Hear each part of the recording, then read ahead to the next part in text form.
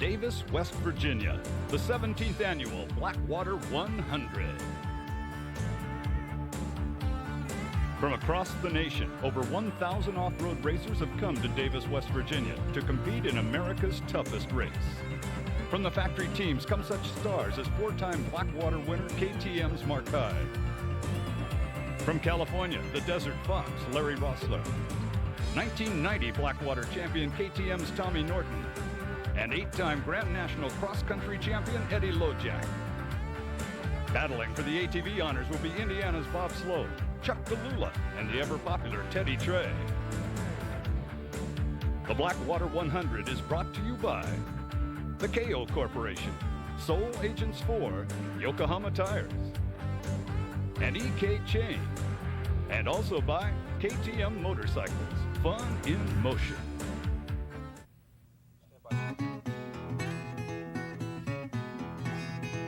The Canaan Valley in Tucker County, West Virginia, is home to the Blackwater 100.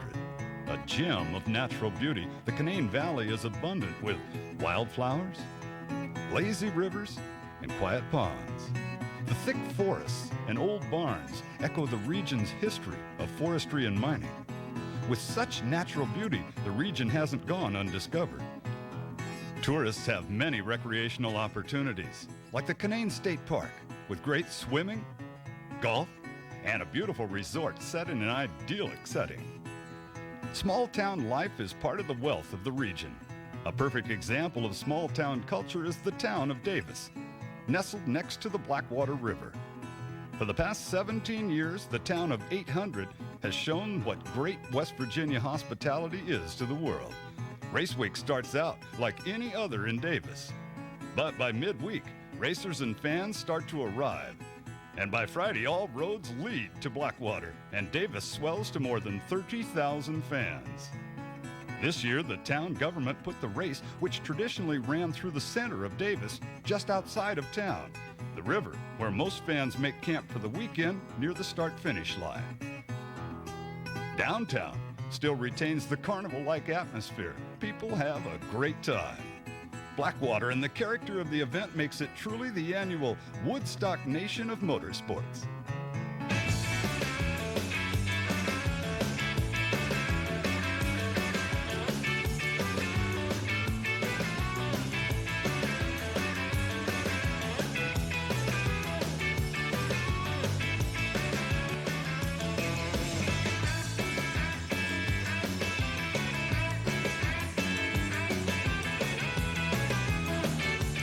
Bruce Flanders, along with Joe Colombero, will be bringing you all the action in this year's exciting Blackwater 100. And Joe, it hasn't rained much this year. That's right, Bruce. The course is a lot drier and dustier than in the past. We spoke to some of the riders and got their impressions. It's a long race. It's a real rocky race. It's a real physical race. And like I said, you know, good decisions are what's going to win the race. This is probably dustier than it's been in past years. Yeah, you know, I think the Blackwater's always been rocky. I think it's just so dry and dusty this year is what makes the difference. You know, you can't really see the trail in front of you, so you're going to have to kind of watch the pace you set and not clip any rocks and get off hard, you know. Basically a fast race this year with a lot of rock. There's only one major hill climb, and the 93 river crossing is probably only a foot deep, so there really is no mud or water to get stuck in and drown your bike out. This year we're going to have all the river crossings, but they're considerably down from what they used to be because of lack of rain. It's not rained here in probably a month and a half, and there's not going to be a whole lot of mud out there, but they sure put a lot of rock in it this year for us, so it's going to be definitely rocky and very, very dusty. This is the dustiest track that we've run in 5 years of racing. Another issue surrounding the race this year is the land use. The Canaan Valley has 363 days of the year of unsupervised use for campers, mountain bikes, motorcycles, and ATVs. However, the Blackwater, which is a supervised use of the valley and only one weekend a year, has gotten all of the blame. I've spent a lot of time in West Virginia because I used to live here for a while, and I've come down here play riding. And you come down later in the year, and a lot of the places where we've ridden, you can't tell we've been there.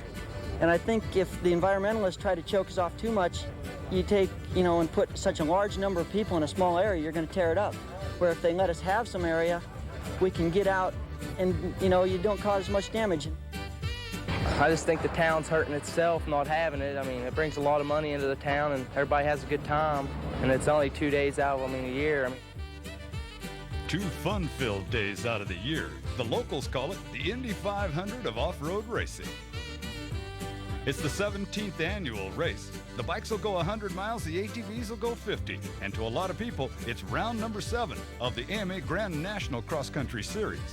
There's over 1,069 entries this year, bikes and ATVs in 27 different classes. And we'll watch them run through river crossings, through some thick forests. There's mud bogs and rocks galore. The course length is 25 miles per lap, and a good lap time is 1 hour and 20 minutes. That's right, and that's the fastest of the fast guys. They'll average 25 to 50 miles per hour, and the degree of difficulty on this course is extreme, and that's an understatement. Yeah, if it was skiing, it'd be a double black diamond course. Easily. Now, let's take a look at the course map so that you can see where they're going to go. And Joe, call this one for us. Well, the racers start in the campground this year, with the first major obstacle they'll hit will be the Blackwater River crossing. The course meanders from there to the Wiseco Woods, where they'll be dodging a lot of trees. Onward they go, through several other obstacles to Cabin Mountain. They not only have to climb this, but go down it. It's very treacherous, very tough. Little Blackwater River crossing is next, and then on into Barton's Woods, more tree dodging. The Yokohama Moon Rocks are probably the most treacherous part of the course. They flatten a lot of tires. And the most famous part of the course is the Route 93 River crossing. Onward from there, they go through the barrels, and that's only 1 lap of the 4-lap Blackwater. Join us right after this. Yokohama, the official tire of the AMA Grand National Cross Country Championship. What do riders have to say about Yokohama? You got to use a really good grade tire and something that's going to last you the whole race. And I choose Yokohama because it's one of the better tires out, and it holds up the whole race. And as far as tire choice, I've been riding using Yokohama tires exclusively since 1986, and I've had fantastic luck with them. So naturally, I stay with them. Team Yokohama USA is a dealer support program providing equal service and support to all racers, from amateur to professional. Yokohama Tires, committed to the rider. KTM, motorcycles that have achieved unparalleled success in national and international enduro championship competition. Year in and year out, KTM is the most widely used bike at the Blackwater 100. What do some of the KTM stars have to say? Quality bike, you know, like the KTM, it holds up great for me. I haven't really had any mechanical DNFs with it. The KTM 125 is the best 125 produced. It has the strongest motor, and it's the most reliable out of the top 4 125s being run today. No matter where, how, or when you ride, there's a KTM for you. KTM, fun in motion.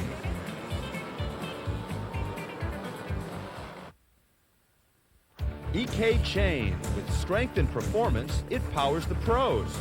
Like ATV national champion Chuck DeLulo, he won't use anything else. The Blackwater is grueling on equipment. You know, you got to have good equipment, and I insist on EK chains because they work real well. You know, and they never had a problem with them at all.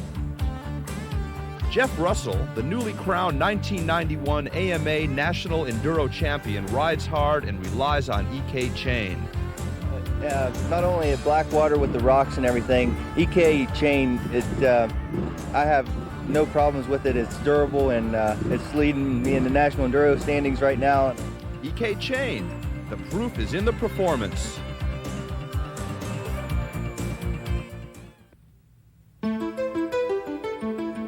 Welcome back to the Blackwater 100. The ATV race is brought to you by Wiseco High Performance Pistons, designed to increase the life of your motorcycle or ATV. We're rapidly approaching start time. You can see the officials moving the ATVs to the staging area right now. Weather-wise, it's 81 degrees but feels warmer. The humidity is 75%. Winds 10 miles an hour out of the southeast.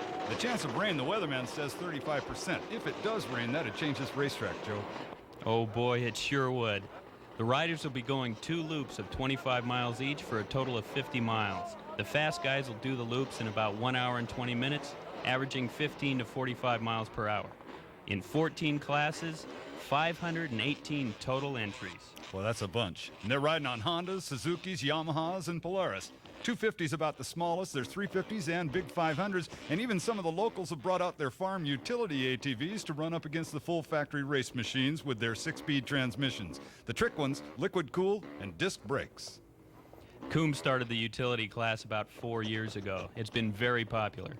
Well, it would be with the locals. You don't have to go out and buy a full factory race machine to compete. They're on their way to the starting line, but I think she gets off before the flag turns green. Let's take a look at some of the competitors.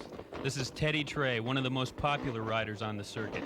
Number 31, his hometown is Frederick, Maryland, and he's sponsored by Fast Forward Racing. We asked Ted what he thinks about on the starting line. My hair stands up my arms. I get psyched. I scream a lot. I holler a lot. I try to keep them. I've been high on this race for the last 2 weeks, for sure, maybe longer than that. Another one of the tough competitors is out of Martinsville, Indiana. That's 35-year-old Bob Sloan, number 2 on the Honda, sponsored by Duncan Racing, JP Racing, and Tsubaki Chain. And we asked Bob, what about the starting order? This year there was 55 pre-entries in the A class, and they've got a bucket that you just reach in and draw a number out of, and that determines where you start. So it's not because, like, I'm number 2, I get the best spot on the line. I could have drew the 55th number out of there, but I just got lucky and got number 4. One of the toughest competitors is national number 1 out of St. Mary's, Pennsylvania, Chuck DeLulo. He's sponsored by EK Chain and Fox Racewear. Boy, he can get around this race course. And another tough competitor is Honda-mounted Rick Madison. He hails out of St. Louis, Missouri, and is sponsored by Midwest Performance and Gear Racewear. He'll be riding on the number 4 Honda today. Countdown to the start. It's getting close, and they're getting edgy. All the safety equipment is in place, firing up the engines and getting ready for the big one. That's right, Bruce. Our starter today is Russ Bennett. He's been officiating this race ever since anyone can remember, and he has a tough job. All right, get ready. The first round, and we're underway with 3 of them. The riders go off in 10-second intervals, and the end of the race, that time is adjusted to determine the winner. Now, everybody gets to choose their own safety equipment and the way they outfit their vehicle, including tire choice. And boy, there's a wide variety there. Yes, there's even some tire manufacturers that name their tires the Blackwater. Look at that one. That one's cut like a tractor pull mud bogger or something. Yeah, they have to get traction through the mud, and there's all kinds of decorative wear to be spotted on the course, as you can see. 10 seconds apart. Here they come, waves of them on their way out into the West Virginia woods. Over 500 riders. Look at that lineup. Luck of the draw determines your starting position, as we mentioned a little while ago, and you could be a real fast guy and be stuck in traffic right away. Well, that's true. The top riders get in the first couple of rows, but as was stated earlier, there was 55 pre-entries that get those first rows. And here we are at the first of the water crossings. It looks calm right now, doesn't it? That's right, Bruce. It's unusually calm. Usually this river is much deeper. The spectators build a dam. They're very hyped up, waiting for those first racers to come through. Well, it's not going to be long. In fact, just about now you can hear the first one approaching the water. And it looks like it's going to be Bob Sloan, the 1989 national champion. He'd probably really like to win that championship back this year. Looked like he picked a pretty good line through there. Here's Norm Bish, currently in the second place spot, and he did not start in the first row. You'll notice that the smart guys don't bonsai through this. They kind of pick a good line, they make sure they don't drown out the bike, and they keep going. Robert Schlosson, who started 10th, is the third one to the first water crossing. Listen to those spectators get hyped up. They just love this obstacle. What's he trying to do, keep one boot dry? He's just making sure he doesn't drown out by keeping his weight back on the bike and the carburetor out of the water. Now you're seeing what the Blackwater is about. This is kind of the action that you're going to see a lot of today. And this obstacle creates a bottleneck later on. It's already starting. They pile up. Guys get stuck. The first guys who got through were the lucky ones. And now the spectators begin to add their help to it. Sometimes it's help anyway. The spectators help a lot out on the course. We call it active spectators. They jump in, they yank the bikes up the hills. Sometimes they'll point out a good line. More often they'll point out a bad line just so they can see you crash or drown out. I can imagine them doing that. Okay, they got him through. Now look at this, the way it is bottled up, as we're getting a bunch of them here. It'll get much worse later on. This is still the first couple of riders coming through. I imagine we haven't had 50 guys through yet. I just watched one of those industrial strength ATVs go by, and there's some factory race machines that haven't made it across. Yeah, oh, there's some spectator involvement. You can see these guys. They'll lead you to some of the worst lines, and then they'll pull your bike right out and laugh at you and get you back on the course. Total ATV entries this year, over 500. 500 guys are going to go through here, and over 30,000 spectators are going to help them around the course. Well, some of those spectators deserve a medal after it's done, as hard as they're working already. And wait till Mom sees the laundry. At Highway 93, they call them the mud fleas. Here we call them the river Nazis. It's 81 degrees, it's warm, and it's dry, too. Well, it's dry as far as the ground is concerned. There's a high percentage of humidity, but you can see the dust raging now as the leader heads towards us. This dust is going to be a factor. Unlike in any other year, the dust will slow up riders, much like a California desert race. Now, Joe, you've ridden this thing at least 4 times. Is it a well-marked course? Is there a chance you're going to get lost? Some of the later riders might get lost if the markers get torn down. Sometimes the spectators will take markers down so that to confuse riders. But it's a very well-marked course. You usually don't get lost, and you can usually follow other riders. Again, a good look at some of the locals as we look at another one of the water crossings here, and the leader is due.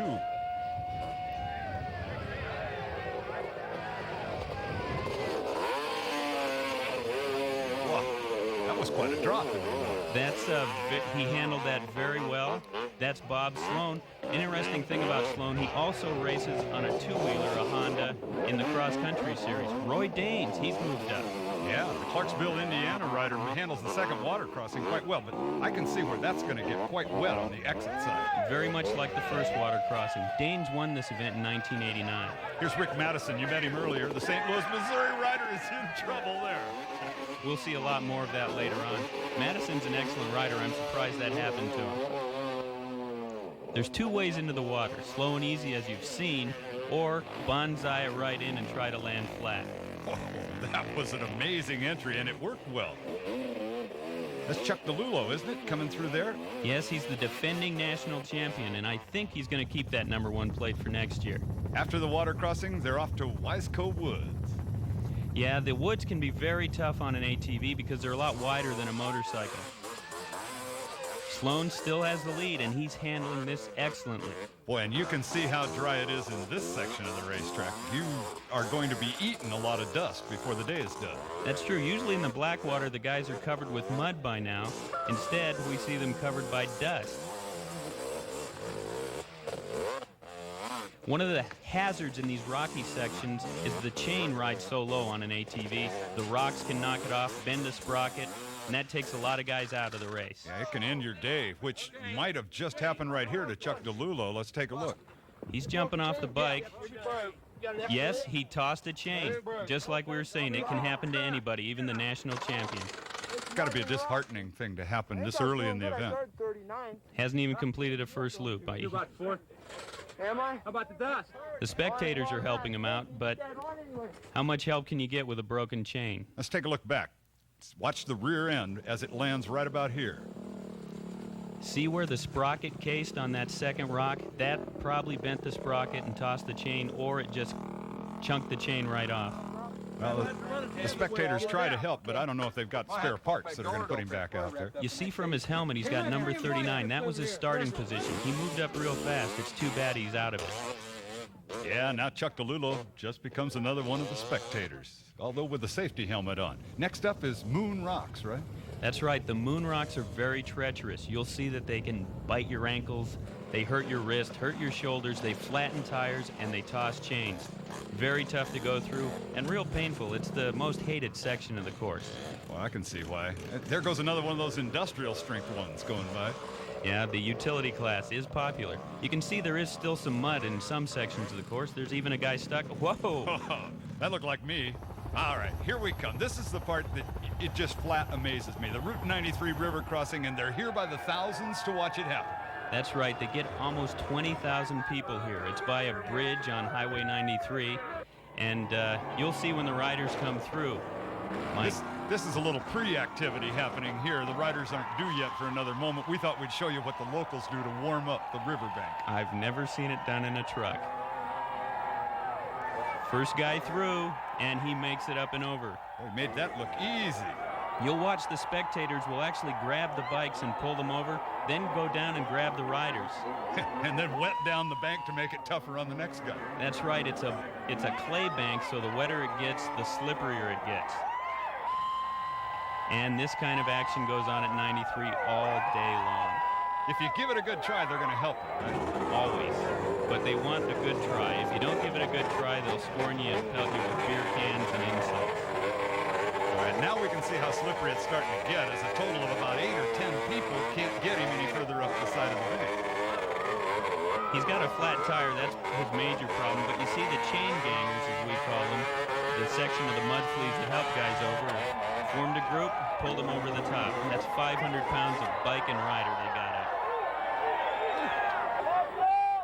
All right, now this is the cautious approach, or at least it looks like it so far. It's the smart approach. You see this spectator is telling him the hot route up the bank. It may be the hot route, it may be the way to an easy crash. Well, it looks like it's a tough thing to even negotiate there with your hiking boots on. All right, here we go. Let's see how this one goes. Good careful attack, but not enough throttle going up the bank. And he's swarmed upon. They just grab it anywhere. I mean, this guy's grabbing hot exhaust pipes. They're probably the bravest people in the world. We should have sent them to the Gulf for our latest war, I think. After the Route 93 river crossing, they're on the road back to Davis now, right?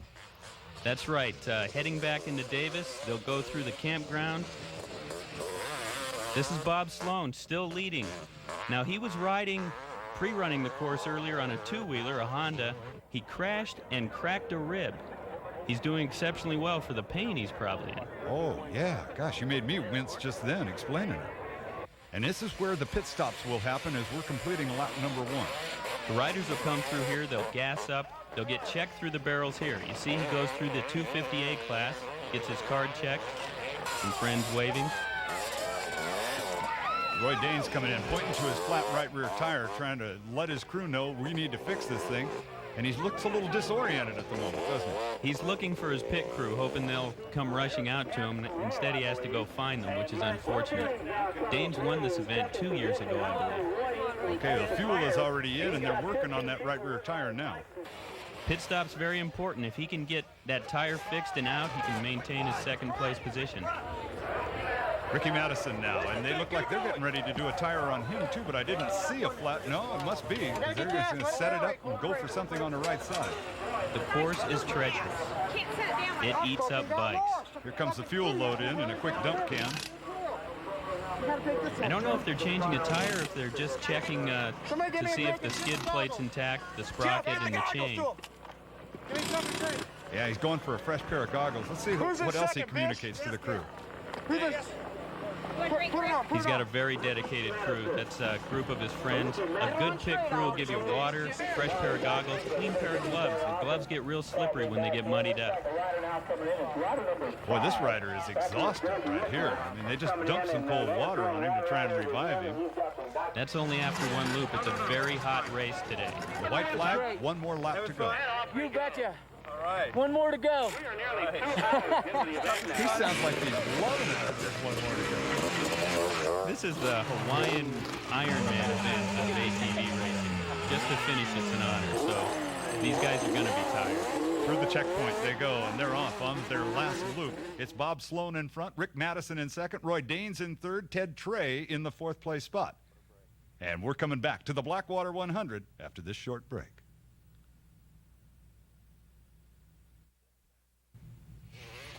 Welcome back to the Blackwater 100. The Blackwater lives up to its name. It's one tough race with riders dropping out all over the course. And who said it wasn't muddy this year? This is the final grueling lap around this track, and that guy has got some serious problems here. Water crossing once again, and we talked to Roy Danes. We asked Roy, what does it take to become a winner here? I think it's going to take a lot of flat out flying, bonsai type riding, just more or less a berserk type rider to do well today, not to get caught up in any dust, to stay out in front, but to ride really smart and to always be in control. Well, in control is Bob Sloan, who is the race leader and headed towards the finish line right now, and he can definitely move that ATV across rough terrain on his way to the checkered flag. Sloan tore it up and he took the victory. Madison is being towed across for second. Is that legal? In this case it is. Dave Coombs, the promoter, said it would be okay short of putting in a pickup truck. And there is Ted Trey, third place, already giving quotes to the press. Nice ride for him. Fourth place in the event went to that guy, Roy Daines. And we got our chance right away to talk with Ted Trey. Oh, man, I'll tell you what, I come to the 93 River Crossing with a flat tire, no chance of getting up that hill. I handed my bike over. They drug me up the hill, and within a couple minutes, my bike was up there. I was getting smacked in the back, and I was gone. So I had to take my hat off to all the fans out there at the 93 River Crossing, because without them, I wouldn't even stood a chance. And then we asked Ricky Madison, who's shown right here, about being towed in for second place. Well, I was coming down the road. I was probably only 2 miles away, and my chain broke. I'm like, just pulled over. I'm like, I can't believe it. A couple guys had me sitting there. I said, you guys got a tow rope? They said, sure. So they towed me on in. The overall winner was Bob Sloan, and we asked him about the Route 93 river crossing. Well, the first time I come through there, I couldn't even see. The fans was kicking water on me and throwing mud at me, and I couldn't even see. I just held it open and luckily made it over the top. I don't know about luck. That man can really put an ATV around this off-road course, and he can spray that champagne, too. Save a little bit.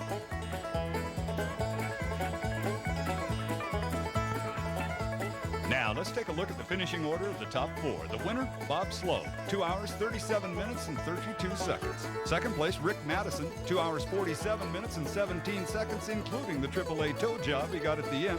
Third place and fourth place, close together. Ted Trey, 2:51.02, and Roy Daines, 2:51.35. The two-wheelers come up next in the Blackwater 100 after this.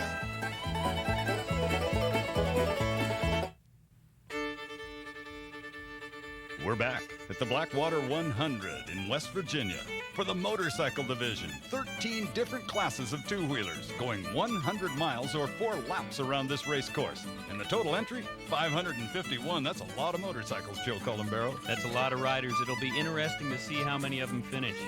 They'll be riding all brands of bikes, from cross-country machines to enduro bikes, with engines ranging from 125cc two-strokes to the big 600cc four-stroke of Scott Summers.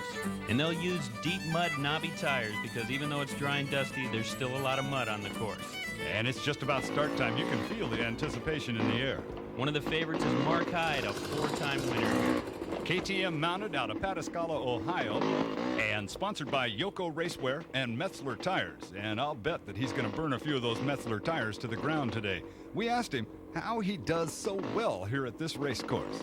I think it just really suits my style of riding. Over the years, I've never been a really fast rider, but I'm a pretty good technical rider. And it seems like I make a lot of the right decisions when they need to be made. You know, you come up on something and there's like 50 bikes buried in the bog, and you know, which way do you go? And I just seem to have a knack for just picking that right spot.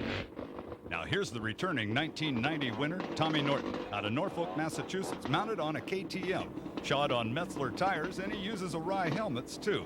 We asked Tommy, who by the way won this event on a 125, what's it like to return as a winner?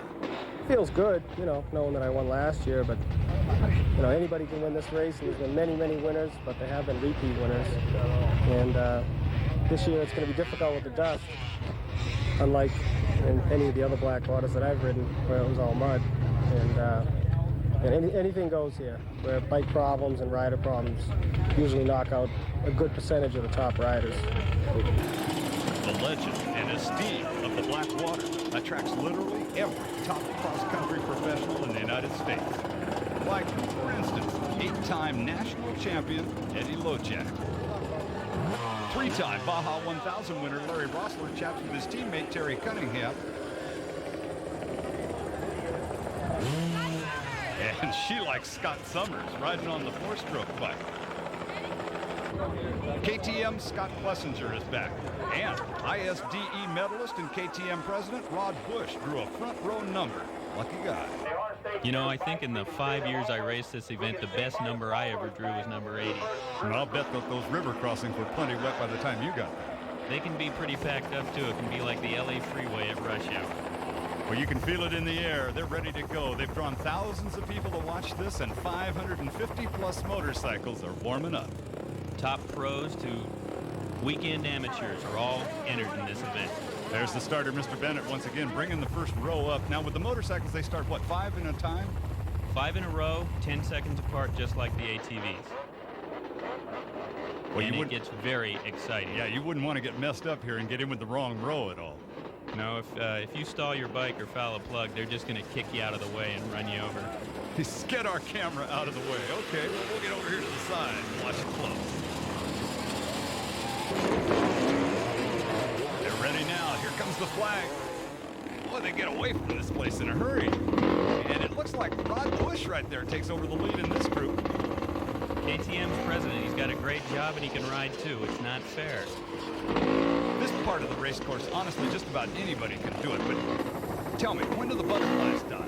Well, for me, the butterflies never die. But I imagine real good riders, the top guys, they just forget about it and get down to business. Sure, Dad's going to like that video camera when he brings it home with all the dirt in it. There's Team Green's Kurt Huff in second place. Rod Bush, by the way, has got 8 top 10 finishes in the Blackwater, so he's no rookie at this. Here he comes through the first river crossing. Both feet down, being real careful. Doesn't want to fall over and drown out. There's Kurt Huff out of Indianapolis, Indiana. He's doing pretty well, too, in this early stage. They're being real careful. Huff is trying to catch Bush, and he's going to probably close in on him. Well, the Kawasaki guys brought a lot of talent here. Kawasaki wants to win this race real bad. I don't think they ever have. Interesting, the different lines people are picking through that part of the river there. This first obstacle eats up a lot of people. It cost Scott Summers the race, I believe, in 1989. And now there's getting to be some serious traffic. Got Scott Plessinger out of Hamilton, Ohio, always a strong runner in an off-road race like this. Yamaha mounted, he's doing real well. Oh! That guy's imitating my riding style. Here we get a bird's eye view of the course from a helmet-mounted camera. You can see how dusty it is when you get out of the water crossings. Yeah, and I don't think our camera's going to stay very clean for very long. Look at those rocks. They can really hurt. They beat up your wrists, they beat up your ankles, and again, they flatten the tires and toss the chains. Now, there's Huff again right now from the overhead shot. He's really making some time right now, in fact, in the lead. He is flying over this dry course. Second of the water crossings here. Now this is the one with the big ledge drop off. Let's see how the motorcycles handle it. Ooh, that was an interesting entry from Mr. Huff. Very nice. Very well done. Yeah, I gave that about a 99. If I could do that, I'd race this again. Now we're back into where it's quite dry, even though the percentage chance of rain seems to be getting a little bit heavier as there's some gray clouds moving in. This is part of the downhill on Cabin Mountain, and the excited spectators look on. Yeah, he cares too, doesn't he? Boy, this downhill is radical. Very rocky, and when it's raining, it gets very slippery, very snotty. Oh, sure. Let me help you right into the camera. They'll love this shot. Hazardous duty as a cameraman. Here comes Scott Summers, the Sportsman of the Year in AMA racing before. He went smoothly through there. Very smoothly. Summers started way back, and he seems to be moving up well. You know, I don't think the camera angle shows how steep this hill really is. No, it really couldn't. It's very steep, very tough. And now we're into the part where you want to cut off about an inch off of each end of the handlebars, too. Yeah, you can see how pretty this West Virginia landscape is. It's actually a real pleasure just to trail ride through here. The race is more fun because of that. Very smooth section now. This is where a rider would rest pretty much. Try to regain his energy for the tougher sections coming up later. And one of those tougher sections is the Highway 93 River Crossing. And the spectators are here by the thousands, so let's watch along with them.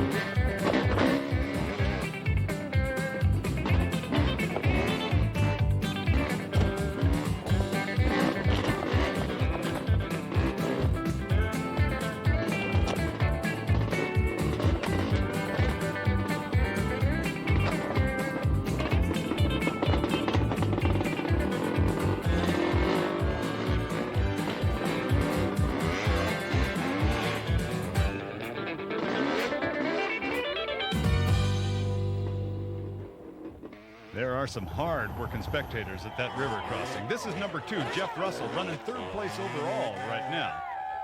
Sure, she cares. Yeah, and then Scott Summers. Summers goes through. He's now on the run back to Davis and the finish of lap number 1 of the 4 they're going. Scott Plessinger, number 4, just went by. And as we watch them from high above in the helicopter, they're almost through with the first of the 4 laps that they're going to be going, and pit stops will be coming up here in just a moment. Pit stops are going to be crucial. These guys are going to be tired. They're going to need gas. Some of them are going to need tires. And it looks like Dwayne Connors is one of those guys. Chaos breaks loose in the Kawasaki pits. Dwayne Connor currently first and the first one back to the pit area. Let's listen for a second. Obviously, not everyone was convinced they're putting on a wheel, but they know it now. They're yelling for a wheel. This can be crucial. Scott Summers advances into first place from a 52nd starting position. The big thumper, the 4-stroke, doesn't stop for gas because they get terrific gas mileage, and he's back out on course now. Well, that KTM pit been busy here. You saw the water bottle once again on another one of those riders. And on a dry day like this, oh, here's Dwayne Connor getting back into it with the new rear wheel in, fires it up, and he's back underway. He's hot on the gas. He's leading the points chase in the cross-country series, but he has yet to win an overall. He's got a string of second places. He'd sure like to win this one. And he nearly missed the checkpoint completely and headed off the wrong direction.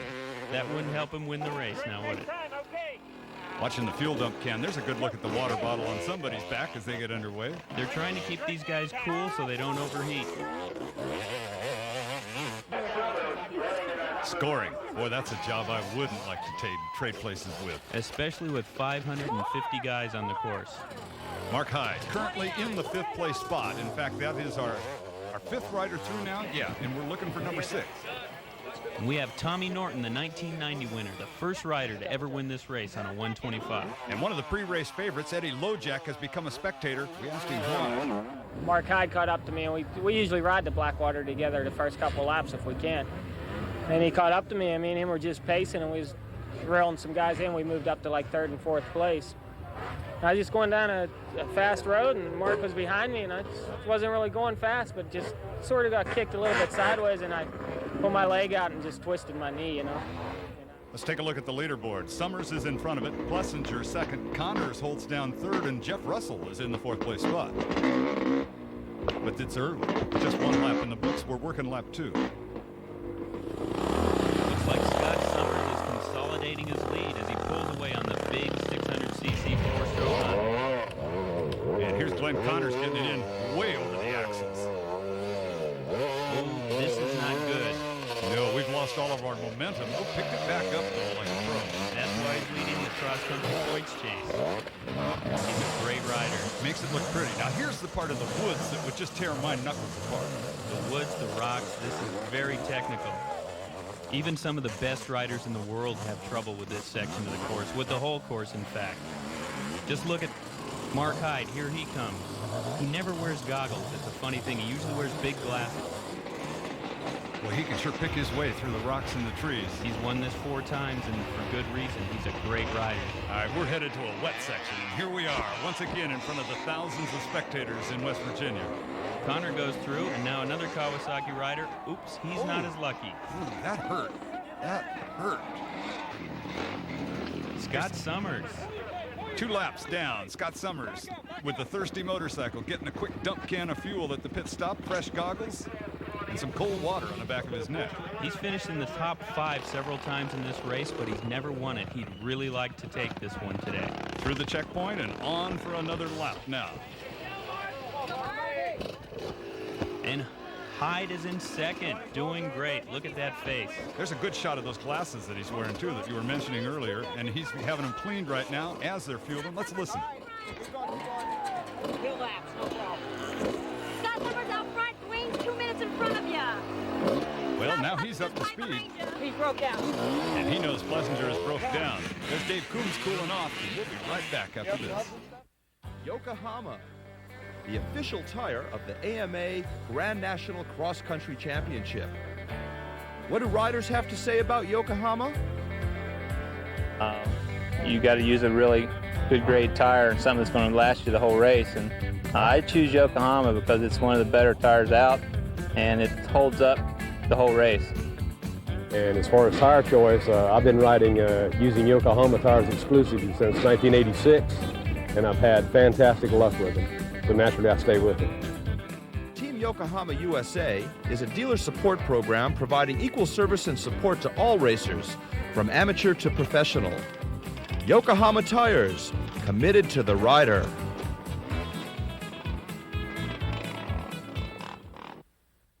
KTM, motorcycles that have achieved unparalleled success in national and international enduro championship competition. Year in and year out, KTM is the most widely used bike at the Blackwater 100. What do some of the KTM stars have to say? Quality bike, you know, like the KTM, it holds up great for me. I haven't really had any mechanical DNFs with it. The KTM 125 is the best 125 produced. It has the strongest motor, and it's the most reliable out of the top 4 125s being run today. No matter where, how, or when you ride, there's a KTM for you. KTM, fun in motion.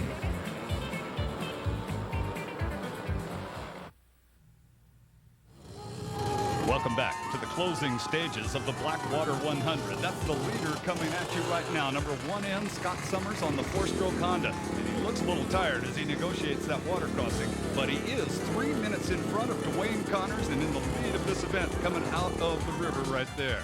His hometown, Petersburg, Kentucky. He's sponsored by Honda Line, rides a Honda, and Oakley Goggles and Bridgestone also helping. We asked him, what's so tough about winning this event? Probably just because of how grueling it is. It's a long race, it's a real rocky race, it's a real physical race. And like I said, you know, good decisions are what's going to win the race. Now we're out in the woods in the tough section once again, Joe. And Dwayne Connors, he's second at mile 7 checkpoint, going fast, riding hard. Tommy Norton still motoring along. That guy can really make that little scooter run. That's right. Tommy's a New England rider, and he knows how to get through the rocky sections and the wood sections real fast. And Mark Hyde kicking up a little rooster tail as he comes sailing through. Pretty countryside. We asked one of the locals what would make this event a little better today. Great. Best race all year. I mean, yeah, look at that. Real good run. It's been good if we had, you know, some rain this year, though. I don't know if he should have asked for that, Joe. It's been one of the driest years. Now it looks like it could be one of the wettest years. This will be a big factor in the upcoming lap. Changes the complexion of this part of the race course anyway. It is not raining all over the course, but boy, some sections are getting it in buckets. Those rivers can fill up real fast. The bogs will get snotty and mustardy. It's going to be tough. It could be a real factor. Plus, it's the last lap. They're tired guys about that. They're exhausted. This is the Boston Marathon of motorcycle racing. You are a tired guy by this time. And pushing your bike out of the bogs, out of the mud, just wears you out even more. The checkpoint, they're all ready for a nor'easter, it looks like, as they've got on all their wet weather gear. Waiting at the finish line. That's what we're doing now to see who is going to win the Blackwater 100. And it is a downpour. It looks like Scott Summers coming through. The 4-stroke just churning up the ground.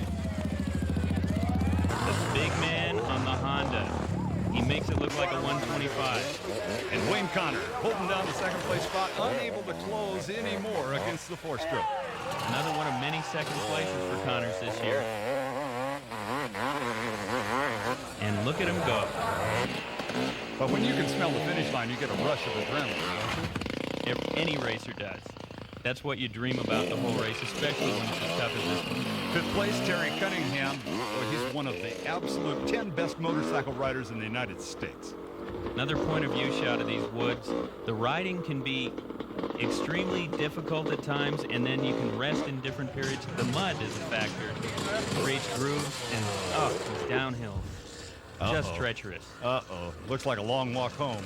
Some riders push, some are still riding. They're all tired. Yeehaw! Nearly collected a spectator that time. Scorecard on that, I'd say, is a 9.9. Unfazed, and it's going on. Get it fired back up and get it out of there. One of our helicopter shots. Really beautiful country. These guys are just having a good time trying to get to the finish. Scott Summers' crew was waiting there, and here comes Summers headed to the checkered flag. This has got to be a high point of the day. 1991 Blackwater champion, Scott Summers on the four-stroke. This is terrific. He's wanted to win this for so long. He's won both the cross-country championship and the hare scrambles. Now he's won the Blackwater. Dwayne Connor for the second place finish. And it looks like Mark Hyde for third. We're coming back for the party. When visiting the beautiful Canaan Valley in West Virginia, be sure to see all it has to offer. And the place to stay is the beautiful Canaan Valley Lodge. With terrific golfing, swimming, relaxing, and a complete conference facility, the Canaan Valley Lodge is the place to stay.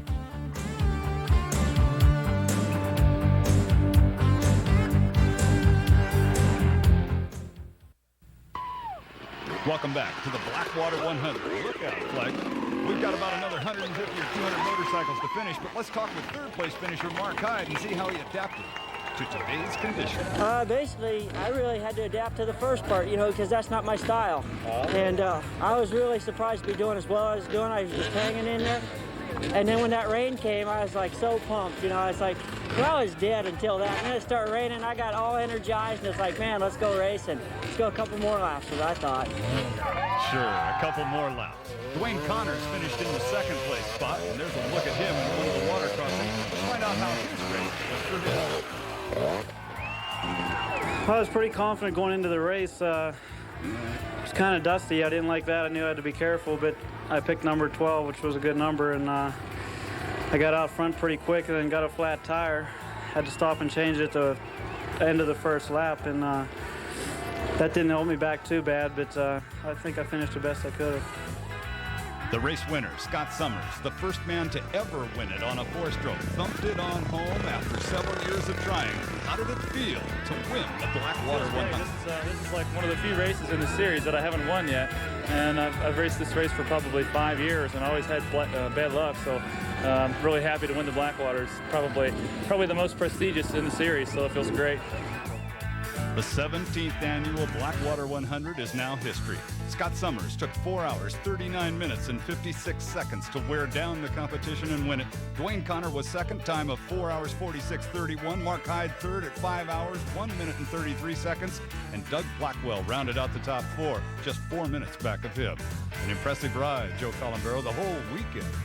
Very impressive. A lot of good riders out there. They look like they had a lot of fun, and they're really tired. You can bet on that. You know, Bruce, anybody who finishes this race can be proud because it's a really tough race. It's the toughest race in America. And as our top three finishers receive the accolades of the crowd, we'd like to congratulate all of the riders in this year's race and thank the Coombs family from the town of Davis, West Virginia for their fine hospitality. For my colleague Joe Columbaro, this is Bruce Flanders saying thanks for watching. The Blackwater 100 has been brought to you by the KO Corporation, sole agents for Yokohama Tires and EK Chain. Also brought to you by KTM, Fun in Motion, and the Canaan Valley Resort Park. We'll see you next year for the Blackwater 100.